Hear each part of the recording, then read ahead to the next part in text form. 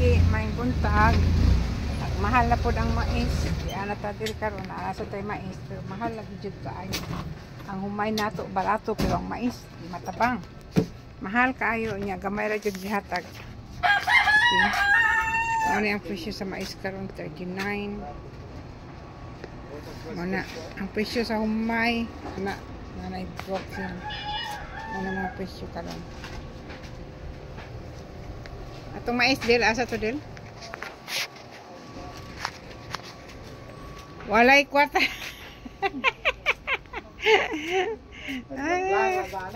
Mag-vlog lang tani. Ang sweldo 30 pesos ang buwan. Mao ni siya ang Justin karon natin naabot. Palit na mo mga suki, pero mahal-mahal jud siya. 1 to 60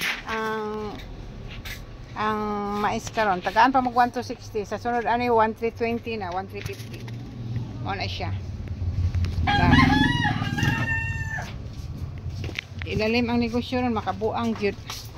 Makabuang may lang dag natin daghang kwarta iata pa. Ana, kwarta diri. Sige lang.